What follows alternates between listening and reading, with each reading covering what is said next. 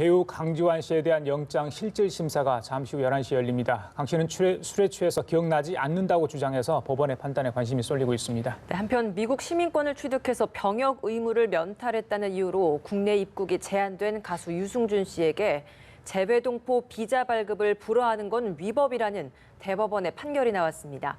이 관련 내용들 이용혁 건국대 경찰학과 교수 강신업 변호사와 함께 짚어보겠습니다. 네. 어서 오세요. 안녕하십니까? 어서 오십시오.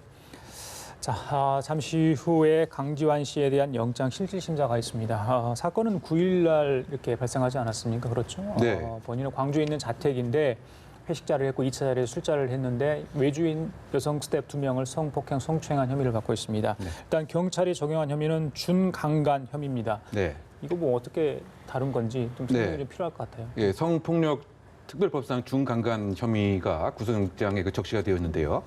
강간이면은 이제 분명한 거죠. 그 폭력을 사용해서 여성의 성적 자기결정권을 해한 점은 강간과 동일합니다. 다만 이제 그 상황이 술 등을 이용해서 항거불능한 상태를 이용해서 성폭행을 했다. 이것을 우리가 중강간이라고 얘기하고 있고요. 예. 지금 그 여성 2명에 대해서도 역시 준강제추행죄가 적용되고 있습니다. 마찬가지로 성폭행은 아니지만 강제추행에 이르게 된 그 경위가 술을 이용한 항거불능의 상태를 이용한 것이다 라고 해서 준강간과 준강제추행. 강제추행 두 가지 혐의인데요. 하나 좀 주목을 해야 할 것은 일반 형법상의 준강간이 아니고 성폭력 특례법상의 준강간으로 한다면 아직 언론에 알려져 있지 않은 이를테면 유형, 무형력의 무기를 사용했다든가 위험한 물건을 사용했다든가 또는 뭐 2인 이상의 가능성도 있지 않는가 이렇게 추정을 해보는데 말이죠. 어쨌든 성적 자기결정권이 술에 의해서 정신이 없는 상태를 이용해서 성적 폭행을 했다 이렇게 요약할 수 있겠습니다. 저희 강 변호사님 그렇다면 현행 형법상 이 중강간, 준강제추행 좀 엄하게 처벌이 돼 있나요? 어떻습니까? 예, 3년 이상의 유징역입니다. 형법상 말이죠.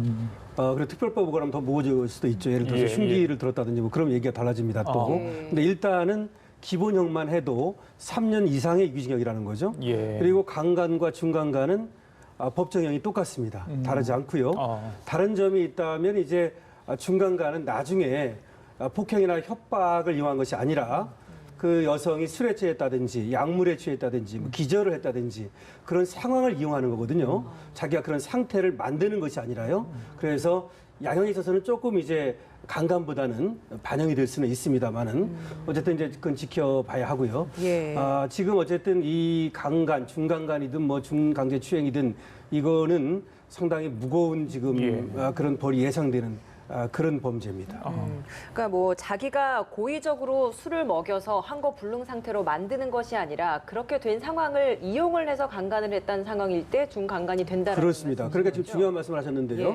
만약에 성폭행의 고의를 갖고 일부러 술을 먹였다면 강간입니다. 수면제를 먹이든 술을 먹이든 그래서 항거할 수 없는 상태를 만들었다면 강간. 자기가 만든 것이 아니라 술은 여성이 스스로 먹었어요. 그런 상태를 이용했다면 중강간 이렇게 됩니다. 지금 강지환 씨도 그 당시에 술을 마신 상태였고 그래서 경찰 조사를 받으러 가서도 계속 기억이 나지 않는다는 이야기를 하고 있어요. 이게 어떻게 적용이 될까요? 지금 계속해서 기억이 나지 않는다고 그랬고 내가 왜 그 방에 있었는지 모르겠다. 이런 얘기를 1차 조사뿐만 아니라 2차 조사 때도 계속 하고 있거든요. 근데 그거는 이제 결국은 자신은 고의가 없었다는 얘기를 하고 있는 것으로 보이는데요. 술을 먹은 건 분명한 것 같은데 또 경찰에서 흘러나오는 얘기를 보면 만취 상태는 아니었다. 뭐 이렇게도 얘기가 나오기 때문에 그거는 좀 더 수사를 해봐야 될 것 같습니다. 그리고 사실은 그런 어떤 변명을 하고 있지만 그런 변명이 그렇게 쉽게 인정될 리는 별로 없습니다. 주치 감경이 법정에서 끝까지 어떻게 가봐야 되겠습니다. 물론 또 좀 혐의 사실도 좀 봐야 되겠습니다만. 주치 감경은요 성폭력 특례법상에서는 임의적 감경으로 바꿨습니다. 과거에는 필요적 감경이라 그래가지고 술을 먹으면 술을 먹은 사실이 인정되면 그래서 심신미약 사실이 인정되면 반드시 감경을 해주는 거였거든요. 근데 얼마 전에 법을 바꿔갖고 성폭력 특례법에서는 주치 감경 조항도 해줘도 되고 안 해줘도 됩니다. 그건 법원이 판단합니다. 지금 이제 피해자들의 진술이 어느 정도 일치를 하고 있지 않습니까? 또 관련 범죄에 대한 어떤 검사가 있는데 한 일주일 정도 걸린다고 그래요. 자, 만약 거기서 뭐 확실한 증거가 나오면 이건 뭐 강주환 씨로서는 돌이킬 수 없는 그런 어떤 증거가 될 것 같은데 어떻습니까? 네, 그렇습니다. 일단 지금 그 해바라기 그 센터에서 성적 폭행과 관련된 체액 검사 등이 이루어지고 있는 것 같고요. 아마 그 최종 결과는 일주일 후에 그 나옵니다만 지금 피해자 여성의 진술의 방향이 상당히 구체적이고 일치하기 때문에 네. 긴급 체포 48시간 안에 구속영장이 청구된 것 같습니다. 그러다 보니까 강주환 씨가 지금 계속 기억이 없다, 술에 먹어서 잘 모르겠다고 한다면 예. 이것은 증거 인멸의 가능성이 있다라고 하는 심증 형성을 오히려 형성할 가능성이 상당히 큰 것이죠. 예. 그래서 또 양형 단계에서도 뉘우치거나 반성하는 기미가 없다. 이렇게 심증 형성이 될 수도 있습니다. 예. 더군다나 일주일 후에 만약에 해바라기 센터에서 정확한 그 체액이 발견되었다고 한다는 증거도 함께 나오게 된다고 한다면 사실은 그 중형을 면치 못하는 이런 것으로 치닫지 않을까 이렇게 그 중요한 생각이 되는데요. 증거가 될 수 있다는 말씀이시죠. 네, 그렇습니다. 예, 지금 보시는 화면이 이 시각 경기 성남 분당 경찰서입니다. 이곳에 현재 강지환 씨가 유치장에서 머물고 있고 잠시 후 11시에 있을 구속영장 실질 심사를 받기 위해서 이곳에서 나올 예정입니다. 저희가 그 모습을 바로 생중계로 보여드릴 예정이고요. 관련해서 이야기를 좀 더 계속해서 해보도록 하겠습니다. 강지환 씨가 현재 사실 출연 중인 드라마가 있거든요. 네, 지금 모습을 드러내고 있다고 하는데요. 함께 화면 좀 보시도록 하겠습니다. 일단은 마스크 얼굴을 다 그래서는 성폭행을 모두 부인하시는 건가요? 스태프들 있는 방에 왜 들어가셨습니까? 그 혹시 팬들한테 하고 싶은 말씀은 없어요? 본인이 억울하다고 생각하시나요? 그 여성 스태프 2명만 남겨두신 건가요? 바닥에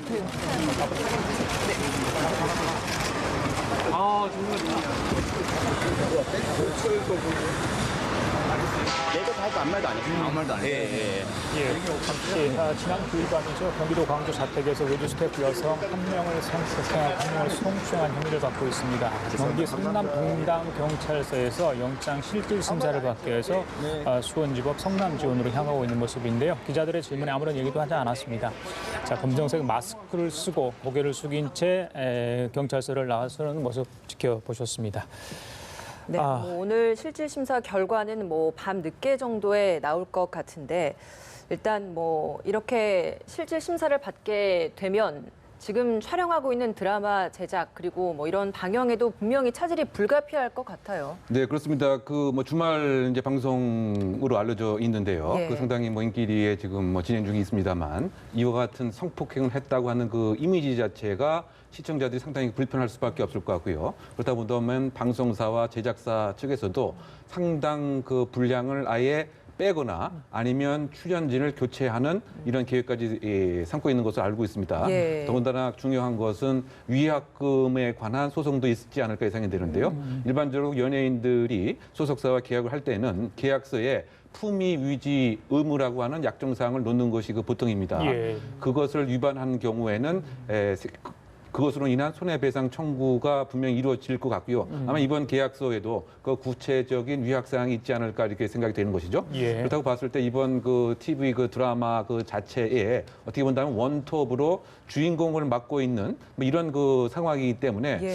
상당히 지금 곤란한 상황이 아닌가. 그래서 아마 이번 주말부터 그 방송이 중단될 것인지 예. 아니면 내용을 바꾸어서 뭐 쪽대본 식으로 계속 진행할 것인지 예. 이것은 조금 지켜봐야 할 부분이 아닌가 예, 보입니다. 하나만 더 여쭤보고 다른 이야기 좀 할게요. 저기 강 변호사님, 네. 이제 영장 실질 심사를 받게 되잖아요. 네. 영장 전담 판사 이번 사건 관련해서 어떤 걸 주로 좀 볼 거라고 예상을 하십니까? 이제 긴급 체포가 됐거든요.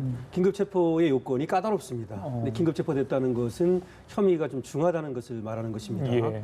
원래 긴급 체포는 사형이나 무기 또는 장기 3년 이상의 그런 범죄 혐의가 있을 경우에 그리고 증거인멸이나 도주의 우려 이런 것들이 있을 경우에 인정이 됩니다. 예. 그래서 결국은 이제 그 범죄 혐의를 볼 것이고요. 두 사람에 대해서 아까 얘기했듯이 뭐 지금 중간간이라고 나오고 있습니다만은 혹시 강간일 수도 있고 여러 가지 지금 가능성이 있습니다. 그래서 그런 것도 이제 봐야 될 것이고 그 다음에 가장 중요한 것이 증거인멸의 우려입니다. 왜 그러냐면 지금 구속을 안 시키면 피해자들과 입을 맞추기 위해서 뭐 합의를 시도하기 위해서 피해자들을 2차적으로 좀 가해를 한다든지 이런 가능성을 전혀 배제할 수가 없거든요. 그렇기 때문에 아마 그것도 좀 염두에 둘 겁니다. 예, 알겠습니다. 이제 주제를 좀 바꿔보도록 하겠습니다. 어제 또 대법원에서 굉장히 좀 주목되는 판결 결과문이 나와서 이야기를 해봐야 될 것 같습니다. 가수 유승준 씨, LA 총영사관을 상대로 비자 발급 불허 조치에 대해서 취소해달라라는 소송을 냈는데 1, 2심과 전혀 다른 대법원의 판결이 나왔습니다. 그렇습니다. 대법원의 판결 뭐 내용과 그리고 그 근거가 뭐였습니까? 간단히 좀 말씀을 드리면요. 예. 2015년에 이제 소송을 걸었거든요. LA 총영사관을 상대로 유승준 씨가 건 겁니다. 그 내용은 비자 발급 거부 처분 취소 소송. 예. 비자 발급을 안 해주는 거를 그런 처분을 취소하고 해달라 이런 얘기입니다. 예. 여기에 대해서 1, 2심은 아까 말씀하신 대로 결국 그 LA 총영사관이 손을 들어줬죠. 근데 대법원은 그걸 파기하고 다시 고등법원으로 돌려보낸 겁니다. 고등법원에 가면 다시 재판을 해서 어떤 결과가 나올지는 이제 봐야 됩니다. 네. 물론 이제 대법원의 지금 얘기에 의하면 두 가지를 들었는데요. 하나는 절차적 위법을 들었습니다. 뭐냐면 이런 처분을 할 때는 그걸 문서로 통지를 해야 돼요. 본인에게. 근데 이게 지금 문서로 통지를 안 하고 그 아버지에게 전화로 통지만 했어요. 이것이 위법이 있다고 봤습니다. 두 번째는 사유 위법인데요. 사유, 이게 더 중요한 겁니다. 예. 사유가 뭐냐면 이렇게 거부 처분을 한 이유가 뭐냐. 그게 법무부 장관이 입국 금지를 한 적이 있지 않습니까? 결정. 2002년에 예, 그 예. 결정. 그거를 이유로 들은 거예요. 그걸 이유로 들은 총영사관은 건데. 그 지시에 따랐다. 예, 그 지시에 따랐다. 근데 그거를 뭐라고 말했냐면 이게 중요한데 대법원에서 그거는 법령에 의한 것이 아니다. 법에 의해서 처분을 해야 되는 것인데 법무부 장관의 결정이라고 하는 행정 지침 하나의 행정 결정에 의해서 그걸 유일한 이유로 해가지고 그렇게 거부 처분을 하는 것은 위법하다라고 얘기한 것입니다. 그러니까 하나는 절차가 위법하다, 하나는 사유가 위법하다. 근데 이제 절차 위법이야 조금 이제 그걸 다시 하자 치우 뭐 이런 것이 있습니다만은 어쨌든 이 사유가 예. 법에 없는 그런 처분을 했다. 이것이 가장 중요한 겁니다. 예. 처분을 받고 나서 어떤 절차가 있어야 되는데 결정과 지시만으로 그걸 받아서 총영사관이 어떤 비자 발급을 거부를 했다 이런 내용인 것 같아요.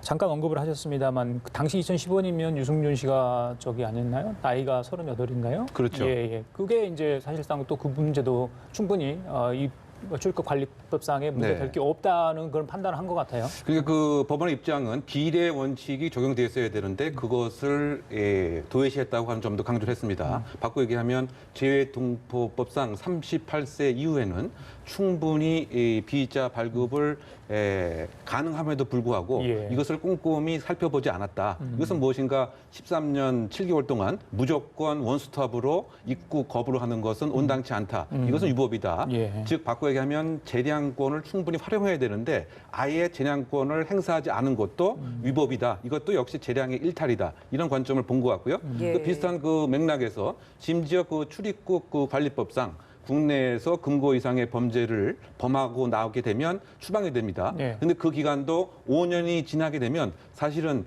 입국 허가를 할 수 있도록 되어 있습니다. 다시 예. 들어올 수 있죠. 예, 그런 것에 그 비추어 본다면 지금 17년 동안 무조건 입국을 허가하지 않는 것은 비례의 원칙에 그 반할 수 있기 때문에 이런 것을 꼼꼼히 살펴봤어야 되는데 그냥 살펴보지 않고 법무부 장관이 지시했다는 것만 그것만 따른 것은 재량을 사실은 일탈한 것과 비슷하다. 그래서 위법이다. 이런 논리도 함께 첨가했었죠. 예, 비례 원칙 그리고 절차적인 문제, 사유의 문제를 좀 지적을 했던 부분인 것 같은데 사실 그 절차적인 부분에 있어서도 유선으로 통보를 했던 부분 1, 2심에서도 다퉜던 부분일 것 그렇죠. 같은데 1, 2심에서는 이 부분에 있어서 뭐 문제가 되지 않는다라고 또 그렇죠. 판단한 근거가 있었을 것 맞습니다. 같아요. 그러니까 그것이 이제 궁금할 수 있는 거 아닙니까? 예. 1, 2심에서는 이렇게 봤습니다. 원래는 문서로 통지를 하는 것인데요. 예외가 예. 있습니다. 항상 원칙과 예외가 있으니까요. 그 예외가 뭐냐면 송달이 현저히 불가능한 경우를 말합니다. 그런데 외국인이었기 때문에 예. 송달이 어려웠다라고 하는 이유를 들었습니다. 예. 그런데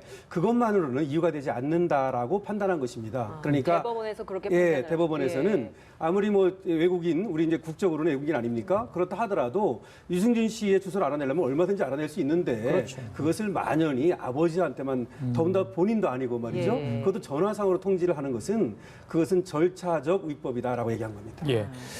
강 변호사님 어떻습니까? 주변에 법조계 이거 사건에 관련해서 워낙 또 화제 인물이었기 때문에 많은 이야기 했을 것 같은데 대부분의 판결이 바뀔 거라고 생각했던 분이 거의 없었다. 뭐 어제 제가 좀 일부 변호사분께 여쭤보니 그런 이야기를 하던데 1, 2심하고 너무 판결이 다른 게 결과가 나오지 않았습니까? 예, 뭐 1, 2심이 이제 결과가 같았기 때문에요. 대법원에 가가지고 1, 2심이 같은 경우에는 바뀌는 경우가 5% 정도밖에 안 됩니다. 그렇게 본다면 바뀔 가능성이 별로 없었지만 예. 저는 바뀔 가능성이 있다고 봤습니다. 왜 그러냐면 예. 국민감정법도 다 중요한 것이지만 법이라고 하는 것은 어떤 처분을 할 때는 법의 근거가 있어야 됩니다. 첫 번째 법의 근거가 없다는 것이 가장 중요한 것입니다. 그다음에 비례 원칙이니 이거는 그 다음의 문제입니다. 첫 번째 법을 보는 것이고요. 법의 근거가 있는가. 예. 두 번째 원칙을 보는 겁니다. 원칙을 볼 때 비례 원칙, 신뢰보호 원칙, 평등의 원칙 이런 걸 따지는 겁니다. 그런데 여기서는 물론 이제 대법원에서 비례 원칙 이런 얘기도 했습니다만 더 중요하게 얘기했던 것은 법의 근거가 없는 처분을 했다는 것입니다.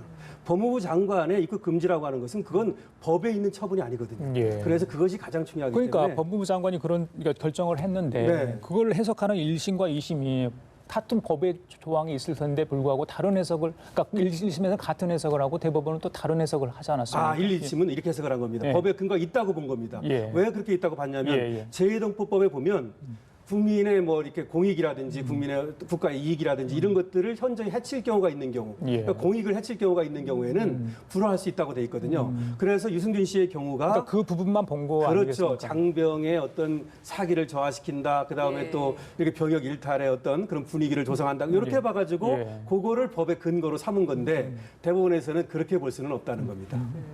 뭐 이렇게 파기환송을 해서 다시 재상고를 하고 결과가 나오고 나면 그럼 이제는 뭐 비자 발급이 된다라고 봐야 되는 것인지 영사관에서 또 다른 이유를 들면서 비자 발급을 안 할 수도 있는 겁니까?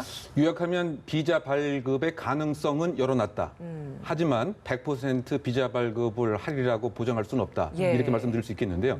왜냐하면 이게 그 출입국 관리법상에 의하면 예를 들면 그 한국의 공공질서에 반하거나 이익에 반할 수 있는 사람이라고 판단이 되면 재량 행위로서 입국 자체를 여전히 거부할 수가 있습니다. 예. 그래서 만약에 지금 대법원에서 얘기한 대로 지금 그 LA 총영사에서 그 기준에 맞춰서 입국 심사를 하긴 하겠죠. 그 이를테면 입국 최종 결과를 문서로 그 통지하고 예. 다만 혹시 그 사유에 있어서 여전히 한국에 무엇인가 해가 될 수 있는 것이라고 이유를 만약에 밝히게 된다고 한다면 예. 그리고 그것이 이제 그 개인의 이익과 공익이라고 하는 비교 형량도 꼼꼼히 해보고 이것이 사실 그 대법원의 그 취지란 말이죠. 예. 그런 상태에서 입국 자체를 여전히 불허할 가능성은 배제할 수는 없는 것이 아닌가. 그래서 지금 이 소송은 소위 말해서 비자 발급 거부에 대한 취소 소송의 이슈라고 한다면 그 입국 불허에 관한 그 심사 결정은 또 다른 그 이슈다. 이렇게 요약해서 말씀드릴 수 있겠습니다. 예. 글쎄요, 뭐 판결이 나온 뒤에 누리꾼들도 여러 의견을 제시를 해주셨습니다. 이전에 계속 여론조사를 해봤더니 네. 그 입국 거부한 것 부분에 대해서 잘했다는 쪽에 여론조사가 그렇죠. 많았었어요. 네. 그래서 어떻게 여론 추이가 바뀔지 모르겠는데 일단 마지막까지 대법원의 어떤 결정, 그다음에 고등법원 환송 파기를 통한 어떤 결정이 확정된 이후에도 만약에 들어오더라도 그러니까 정상적인 어떤 연예계 활동이랄지 화면에서 우리가 유승준 씨를 볼 수 있는 그런 것들은 좀 더 많은 시간이 걸리지 않을까 그런 생각을 해봅니다. 예, 이렇게 돼요. 일단은 이제 고등법원으로 가면 다시 재판을 합니다. 재판을 해가지고 유승준 씨가 최종적으로 승소를 했다라고 칩시다. 그렇다고 하더라도 반드시 들어오는 게 아닙니다. 그 2002년에도 공항까지 왔었어요. 그때는 비자를 받았으니까 공항에 왔죠. 공항에 왔는데 입국을 불허한 거예요. 그렇죠. 다시 말해 지금도 비자를 해달라고 지금 소송한 거 아닙니까? 예. 그래서 만약에 비자가 나왔어요. 다시 들어왔습니다, 공항에. 근데 법무부 장관이 여전히 입국 금지를 지금 해제하지 않을 수 있어요. 그러니까 이거는 아직 열려 있는 건데 다만 대법원의 취지가 어쨌든 그렇게 입국을 금지하는 것은 문제가 있다고 보고 위법하다고 봤으니까 그걸 따라야 하지 않겠습니까? 예. 그렇기 때문에 이제 들어올 가능성이 열렸다는 것이고 만약에 다른 사유가 다시 발생했다. 그러면 그 사유로 다시 막을 수 있는 겁니다. 근데 법무부는 어떤 네. 입장인가요, 그럼? 법무부요? 예. 법무부 입장에서는 지금 이 소송 결과를 보고 예. 그때 가서 입국 이 금지 여부를 이 처분을 해제할지 요거를 결정하겠다. 이렇게 얘기하고 있습니다. 예, 소송 알겠습니다. 결과를 보고 그때 가서 판단하겠다. 이것이 법무부입니다. 예, 다른 얘기 좀 할게요. 뭐 연예인들 얘기를 쭉 했습니다만은 좀 다른 사건입니다. 스토커 관련된데 개그맨 김숙 씨가 10개월간 자신을 스토커한 스토커에 대해서 고소를 했습니다. 경찰에 했는데 뭐 10개월간 따라다녔다고 그래요. 뭐 네. 악성 댓글도 달고요. 뭐 집에까지 쫓아와서 위협을 느낄 정도로 했다고 합니다. 네, 그렇습니다. 이 정도면 어떤 혐의가 적용될 수 있나요? 일단은 뭐 스토킹이라고 하는 것이 그 법률 용어는 아닙니다. 그렇죠. 다만 이제 국내 그 법칙에 의하면 지속적 추궁거림, 뭐 여기에 해당되는 경범죄 처벌 위반 사항에 이제 불과한 것이죠. 이것이 사실 이제 그 외국법과 좀 다른 건데요. 외국에는 스토킹 관련된 단독 법안이 분명히 있는 것인데 국내에는 경범죄 처벌법이 그 비슷한 것이고 일정한 만약에 위협을 느꼈다고 하면 예. 뭐 협박죄라든가 뭐 그것으로 이제 의뢰할 수가 있는 것이죠. 그러면 거기 인터넷에 소위 말해서 명예를 훼손할 만한 글을 올렸으면 그 관련해서도 좀 혐의가 적용될 수 있나요? 그렇죠. 지금 뭐 비방, 뭐 악성과 관련된 댓글을 많이 달았다. 예. 그래서 10개월 동안 상당히 곤욕스러웠고. 그건 경범죄와 별개로 또 그건 별개로 예를 들면 모욕죄라든가 뭐 예. 정보통신망법상 명예훼손죄로 의뢰할 수는 분명히 있겠죠. 근데 어쨌든 그 연예인이다 보니까 소위 그 사생 팬이라고 하는 뭐 이런 분들도 있기 때문에 예. 고소하는데 조금 망설였던 것 같습니다. 그럼에도 불구하고 자택까지 아마 들어왔던 것 같습니다. 그렇다 본다면 신변에 분명히 그 위협을 느껴서 예. 뭐 고소를 한 것 같고요. 그렇죠. 그 과거의 어떤 그 연예인의 그 경우에도 일방적으로 이것이 어떻게 본다면 이제 그 망상형 사고를 갖고 있는 사람이 이를테면 나와 일정한 관계가 있다라고 생각을 해서 마치 연인처럼 이렇게 생각하는 사람도 있습니다. 네. 그래서 이것이 이제 심각한 범죄로까지 치닫는 경우가 이제 외국 사례 같은 경우는 유명한 그 연예인들이 사망하는 경우도 있습니다. 왜냐하면 그것에 대해서 심한 낙담감과 좌절감을 느끼기 때문에 그래서 사전에 이런 것을 제거하고 무엇인가 억제할 수 있는 스토킹 법이 있습니다. 근데 국내에도 몇 번 시도가 됐습니다만 사실상 다른 법으로 의율할 수 있는 것이 아니냐라고 예. 해서 계속 이제 진행되지 않았던 것인데 최근에 벌어지는 여러 가지 범죄 양상을 보면 이별 선언 이후에도 계속적인 이제 추궁거림을 하고 위협적인 하고 또 이혼 후에도 마찬가지 그런 불상사가 생기기 때문에 국내에서도 행위 불법이 생기기 전에 사전에 무엇인가를 할 수 있는 스토킹 관련 법안도 마련될 시점이 아닌가 생각해 봅니다. 예. 그 소속사에서 접근 금지 가처분 신청을 냈다라고 하더라고요. 이건 어떤 경우에 좀 법원에서 받아들여지나요?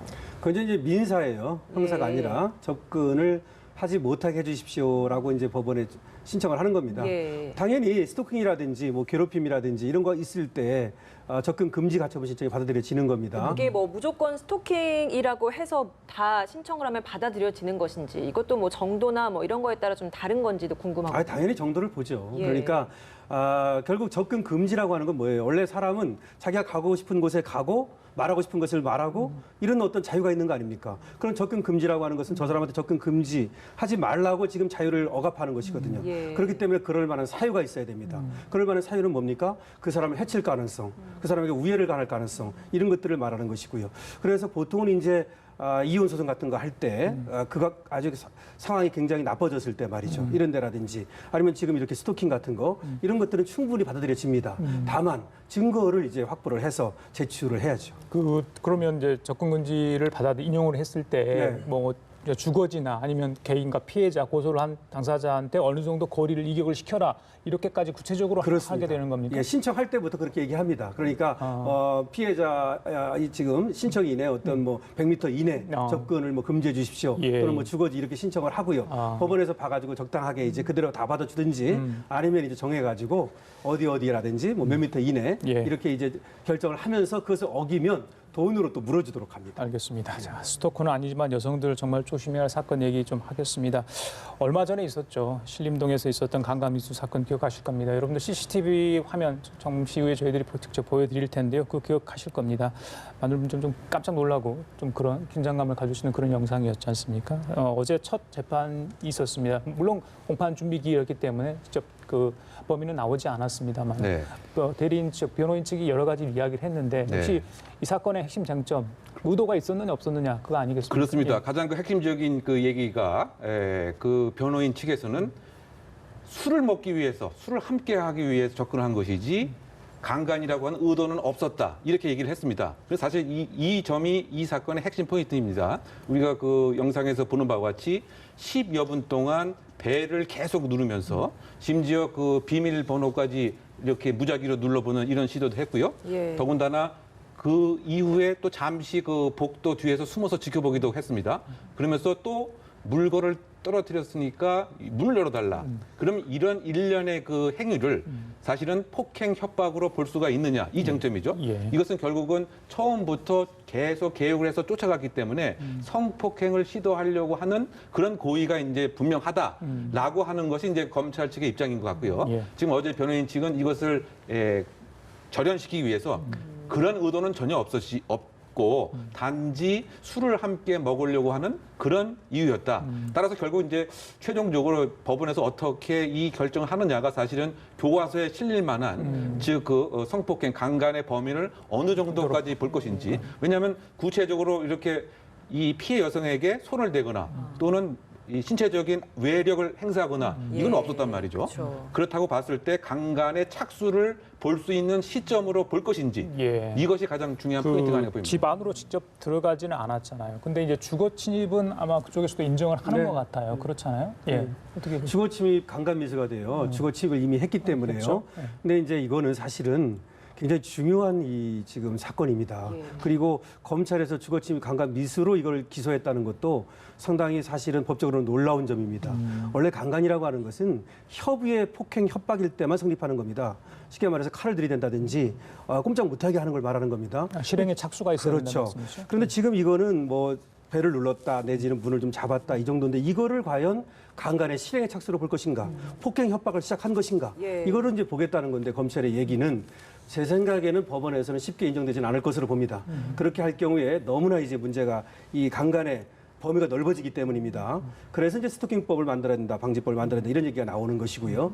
다만 어쨌든 이거는 다른 사건하고 스토킹하고 좀 다른 점은 어쨌든 간에 주거까지 찾아가가지고 배를 누르고 서성거리고 또 문을 잡고 들어가려고 하고 하여튼 이랬다는 점. 예. 요거를 이제 어쨌든 하나의 폭행으로 볼 수 있느냐 이것이 이제 문제가 될 것 같습니다. 그리고 또 이 사람 같은 경우에는 과거에 또 전력이 있었더라고요. 이 부분도 법원에서도 반영이 되지 그럼요. 않을까요? 어쨌든 간에 근데 사실은 이제 과거의 전력이라고 하는 것은 범죄 여부를 결정할 때가 아니라 양형을 결정할 때 문제가 되는 겁니다. 원칙적으로는 말이죠. 그러니까 과거에 전과가 있었다 해서 범죄 아닌 것이 범죄가 될 수는 없습니다. 예. 하지만 어쨌든 그런 점이 불리하게 작용할 것은 분명하죠. 그래서 과거에도 그런 강제 추행점도 있고 뭐 이렇다고 하는데 그런 것도 어쨌든 이 사람한테 유리하진 않지만 다시 한번 얘기하지만 범죄 여부를 결정할 때는 전과로 결정하는 것은 아닙니다. 예. 저희 교수님, 피해자 측에서는 재판 과정에서 좀 태도를 다르게 범인이 한다면 얼마든지 좀 선처를 해줄 수 있다 이런 이야기가 나옵니다.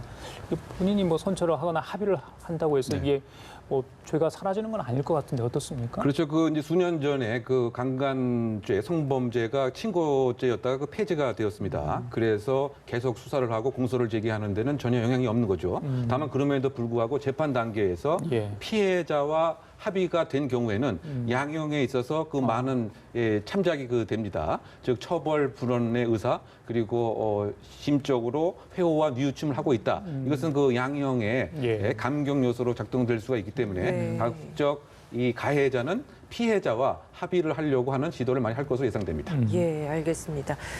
다른 이야기도 좀 해보도록 하겠습니다. 주거 침입을 해서 성폭행 시도하려고 한 사건입니다. 네, 성범죄 전력이 있는 사람이었어요. 예, 그렇더라고요. 전자발찌까지 차고 있던 예. 사람이었는데 집에 침입을 해서 8살짜리 여자아이를 성폭행하려고 하다가 엄마까지도 이제 뭐 위험해지는 상황에 처했다라고 글쎄 하더라고요. 말입니다. 요새 이 전자발찌 찬 사람들이 이런 과거 성폭행범들이 많은 사건을 지금 저지르고 있어요. 전자발찌를 찬 상태에서 말이죠. 이것도 이제 똑같은 사건인데요. 이 시간도 말이죠. 그렇게 늦은 시간이 아닙니다. 보통 이제 전자발찌 찬 사람들은 저녁 11시부터 새벽 6시까지는 그 이동을 제한하도록 하는 그런 조치를 하고 있거든요. 예. 보호관찰관을 통해서.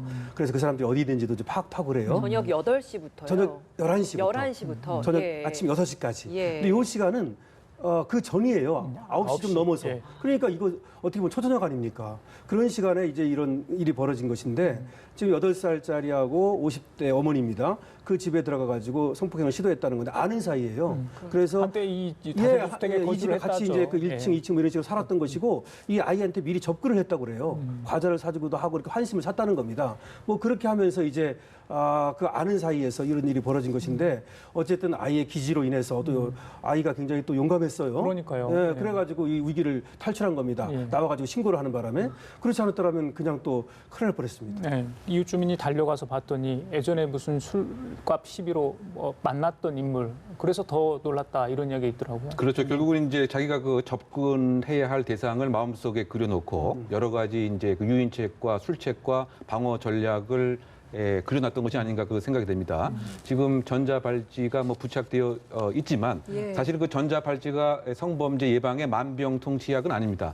더군다나 그 보호관찰관 1인이 관리해야 할 성범죄자 수가 사실은 엄청납니다. 그래서 실제로 모니터링을 일일이 다 할 수도 없을 뿐만이 아니고 예. 심지어는 이 전자발찌를 훼손하면서까지 범죄를 하는 경우가 있는 것이죠.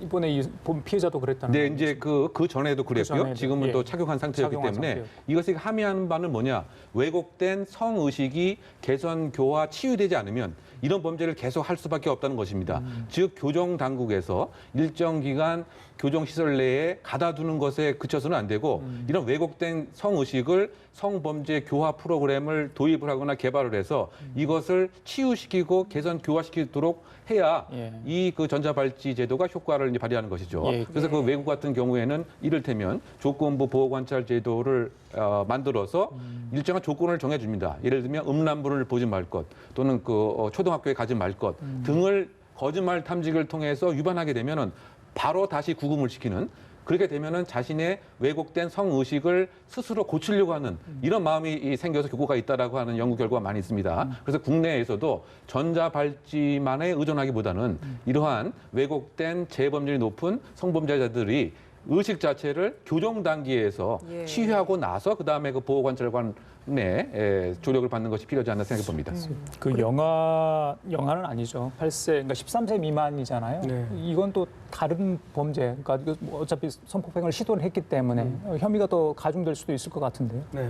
13세 미만에 대해서는 이제 뭐 미성자 의제 강간죄라는 거 있어서 그거는 이제 합의가 없어도 참 합의가 있어도 이제 강간죄로 본다는 건데 예. 이거는 뭐 성폭력 특례법에 해당하기 때문에 거기에는 뭐 큰 관계는 없는데 어쨌든 예. 이런 미성년자를 갖다가 만약에 이제 강간을 하게 되면 죄가 더 무거운 건 사실입니다. 왜냐하면 이건 이제 아동에 대한 강간에 해당하기 때문에 그렇습니다. 예. 그 잠깐 그 전자발찌 착용자들 성범죄를 계속해서 중복해서 반복을 하는 경향이 있지 않습니까?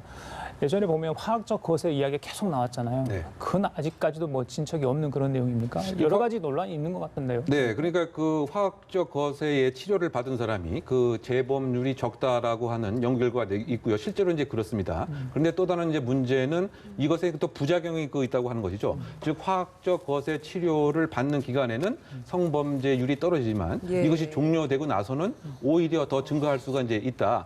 그래서 사실은 이제 그 수년 전에 성범죄가 빈발하기 때문에 국회에서 여러 가지 보완 처분의 성질을 갖는 것이 대폭 도입이 됐습니다. 그 중에 하나가 이제 화학적 거세이고요. 예. 또 신상 공개 제도도 마찬가지고. 그런데 이것을 입법만 했지 결국은 실효화될 수 있는 교정 행정의 인프라를 구축하는 데는 좀 소홀했다. 그래서 그 당시에 이를테면 외국에서도 마찬가지입니다만 하나의 사회 내에 그 모럴 패닉, 그 도덕적 공황 상태가 있다 보니까 예. 일단 법안만 만들어둔 것이 아니냐. 그래서 결국은 이 성범죄에 대한 잠깐만요. 예, 잠깐 화면 보실까요? 외주 스태프 여성 2명을 성폭행, 성추행한 혐의를 받고 있는 배우 겸 탤런트 강지환 씨 구속된 피의자 신문이 잠시 후에 열리게 되는데요. 열려 있어. 자, 지금 수원지법 성남지원의 모습 보고 계십니다. 분당경찰서를 나와서 10시경에 나와서 저희들이 잠시 얼굴 보여드렸는데요.